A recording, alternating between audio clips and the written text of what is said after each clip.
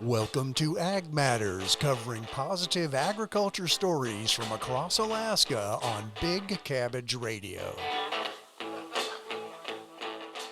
Good morning, everybody. You're listening to Ag Matters. I'm your host, Ken Hoffman. I am myself a farmer out here in Palmer. My farm's name is Matsu Microgreens, and I'm also the executive director of the Matsu Farm Bureau. And if anyone wants to join the Farm Bureau, you can visit our website at alaskafb.org, or you could personally email me at matsufarmbureau@gmail.com. So today we have somebody in the studio today. We have LaMarr Anderson with the Rebarchek Ag experiment. If you guys don't know anything about it, it's over at the State Fair. But LaMarr, if you could start us off with a good description of what exactly it is, and then go into how you got involved. All right. Well, good morning, Ken. And our paths have crossed a number of times over the past year or two because you're also on the Bureau's Agricultural Advisory Board. But the Rebarchek Farm, its mission is to preserve the history of agriculture here in the valley as well as Alaska, but also to promote agriculture today and for tomorrow. It is on historic National Register property from Ray Rebarchek, the original colony farmer. And so we have preserved that house, but we have expanded that property so that we can support agricultural and agricultural groups. We have a colony barn, which is multiple purpose, to be able to hold meetings, both for agricultural, FFA, 4-H, the Grange, the Master Gardeners. We've held our meeting there too, Matsu Chapter Farm Bureau. And it has Wi-Fi and it has Zoom capability. And basically, it is provided with little to no charge for agricultural purposes because usually those organizations don't really have a budget for a meeting location, as well as it's right there. We've got a greenhouse there that is used for research by the Palmer Soil and Water Conservation, the Anchorage Soil and Water Conservation, and then we also have half-acre plots, and they're all irrigated to help support either new farmers or farmers that are looking for a little bit more land to try some experimental crop. We have Wade from up in the Willow area who likes to provide food as kind of his own personal food bank and goes around. So he's growing potatoes out there and some beets and to help support that. The Rural Wellness Group has planted potatoes as an activity for them for the year, but they're also then going to donate potatoes for food banks. We have Jessica, who is starting out growing as a CSA type deal. And that's also then where we have, and our next big event is Harvest Day, which is going to be October 4th, where we invite the community, particularly to bring their families and kids to find out that potatoes come from somewhere besides Fred Meyer, Cars, and Walmart. So that's exciting. So that's what we're doing. The whole farm is geared to supporting and helping encourage agriculture. And then the grounds are available for rent for the community. We've had a wedding out there, a family reunion, office parties, those type of things. Okay. How much does it cost to, say, rent out the barn and the lots? It really depends upon the event and kind of what they're doing. But the barn itself for a day, if it's not agricultural related, you're talking in the $500 to $1,000 range. Yeah. Very reasonable. The plots, the half-acre plots, basically, depending on the organization and circumstances, it's like $100 for the year. Wow. It's not something that the fair is trying to make money from. It's to help support new farmers, people looking for land, and they can't find much land. What we find is many times we work with Jeff Smink from the Palmer Water Soil Conservation. We sit down with them. We've had numerous times, oh, yes, I'd like an acre. I'd like to do this and that. Well, when he sits down with them and really starts to go over what they're going to do, what they want to do, how they're going to do it, we can help them focus and realize you can reach your objective with this amount and not take too much on, because we want them to be successful just like they want to be. So we can help really mentor them in terms of what is going to work for them. And that's worked very well. What are some of the most successful plot owners? Have you seen a lot of success? People growing a lot of potatoes? Was it they had grain out there as well? Is that The true? Antique Power Club, basically, it's their playground, one of their playgrounds. In the spring, when we have our planting day, when we invite the community to come in, and particularly with the kids, and plant seed potatoes, the Antique Power Club is there with their equipment, plowing, disking, and those type of things. In the fall, then, when we have the harvest day, what they did then is at planting day, they then have sections that we don't have leased yet, because this is we're still early in the stage of this program. They plant it in oats. Okay. And so then they will harvest those.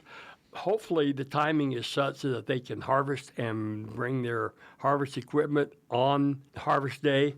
But if it's not quite ready, well, then they'll still be out there to demonstrate and to use their equipment.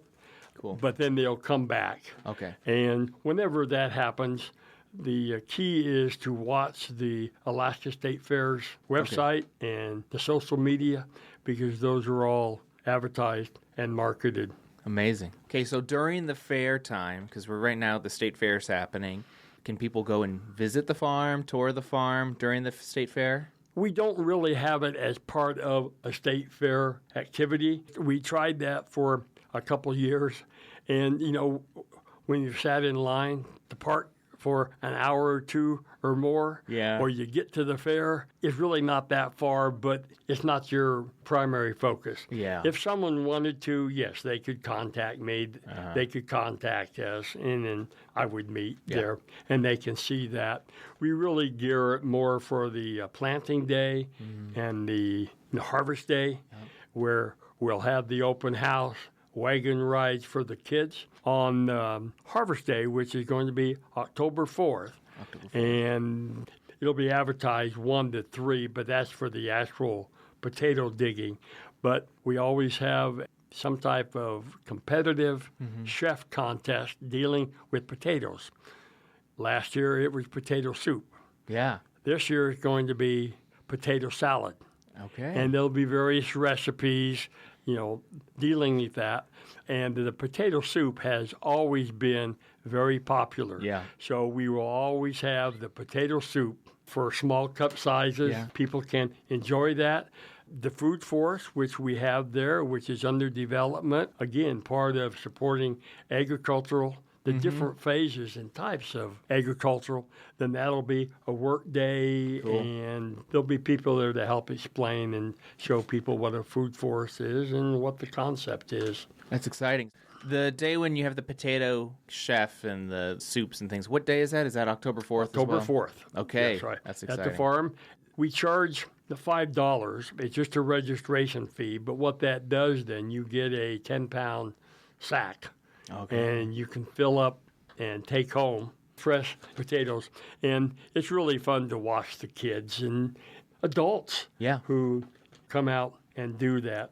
This will be I think it's about the 4th year that we've done this. When you're planning this, reach out to the Mat-Su Farm Bureau, because Carol Kenley, the president, and we've been talking about supporting a potato event like this. So you got to reach out to us. We might be able to help donate something. To it. Will do. So I want to learn more about you and how you got involved with the project. Have you been with the project since inception, or did you recently come on as the manager? What's your story? Well, I've really been associated for probably about the last 10, 11 years. That's when the State Fair Board made the decision to do something with that property and to preserve the history that was there. Because the farmhouse was a mess. Same thing with the well house and the sauna, which is on the property. Even though it was on the National Register. So Bill Allen then was part of the fair as a consultant, and he took on the project for the state fair in terms of envisioning what could be done. And we had a community council of a whole bunch of different people related to agricultural, and really came up with the mission to preserve the history and then support agricultural today and tomorrow, particularly 4-H and FFA, to help provide the resources and the infrastructure for them to do that. And that's why Bill then worked very, very hard for grants. The state fair provided a great deal of financial support, but significant support from the Massue Health Foundation, the Rasmussen Foundation, Murdoch, and that's what really moved the whole process forward. And basically, it was a long time coming, longer than we had anticipated, but just like everything else, when COVID hit, things took a real dive. Yeah. And we had to recover from that. Basically, we've been operational now in terms of the barn and being able to expand our programs for about the last 2.5 years. The building is heated, so it can be used year-round, and the word is getting out on the availability and the attractiveness of it. Okay, so you've been with the program since the creation of it? Yes. About 10 years. Bill retired probably about 3 years ago or thereabouts, and we knew each other from Rotary and his friends over the years, and so he was looking for help. So I was a volunteer, retired, so to speak, but I stay active and busy in many things, and I don't have a agricultural background per se, other than as a kid, my grandparents lived in South Dakota on a farm, and so we always went back most every summer and played, and there was a neighbor across the street who was an active farmer. So I guess that kind of got in my blood. Well, then as this project progressed and Bill retired, I just had too much time and value vested in it, the value for the community and what it does. I wanted to help keep it going. Yeah. I just stayed with it. For sure. So for the last couple minutes, you alluded to it a little bit that you are also on the Ag Advisory Board for the Matsue Borough. You're the chairman of the board. I'm a board member. Do you want to talk a little bit about what we've been working on or what the board does for the Matsue Borough? Because some people may not even know that it existed. Sure. It's an advisory board to the assembly, to the borough, dealing with agricultural matters. I guess I've been on the board 4 years. I missed the meeting when they were electing the chairman. That old joke, there's a lot of truth in that. But anyway, prior to my joining, what the Agricultural Board had done is there are previous titles or programs dealing with designated agricultural land within the borough. And the borough is very firm that you preserve that land which is designated for agricultural purposes, that it stays agricultural. But there, over the years then, as situations and circumstances, there were some changes that were proposed in how that program worked. But there's still some very strict criteria on that. You can't subdivide less than 40 acres. You can only do it one time. Well, now you have farmers, homesteaders who are, aging, and they have families. So there's some things that we've been asked to look at in terms of, are there some changes that would make sense, that would help while still preserving and not losing agricultural land? But you don't need 40 acres to really make a satisfactory living, and your passion for agricultural, you can do it on smaller parcels. And there's more and more people who want to do that, particularly when you have expensive land. So we're looking at what are the possibilities to be able to allow smaller parcels, but still preserve agricultural so we can help promote and grow agriculture in the valley, but not lose that land. And there's pros and cons to whatever we do, whatever we say. We've just sent out a survey, and in fact, we're meeting tomorrow to start discussing that survey of those people who live on and who own the agricultural properties, what they think the best way to move forward is. Exciting stuff. And are these meetings open to the public? If people They are are. really interested, they can come in? Yeah, we meet in the conference room, which is in the basement of the Borough building, but you can also call in. You can go to the Borough's website, and it'll give you the number that you can call in and Zoom. And we welcome and want community input. Again, we're just an advisory board. We don't make the decisions, but the people on that board are people like you and others who have a vested interest and a real passion for agriculture, both what they need today, but also for the future generations. Excellent. Well, thank you so much, LaMarr.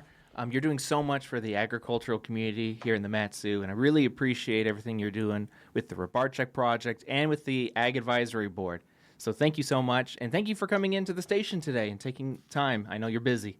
My pleasure. All right. Thanks, Thank LaMarr. Bye-bye, everybody. You've been listening to Ag Matters, covering positive agriculture stories from across Alaska on Big Cabbage Radio. Ag Matters is a production of Radio Free Palmer, recorded at our studios in Palmer, Alaska. For more information about this program, email manager@radiofreepalmer.org.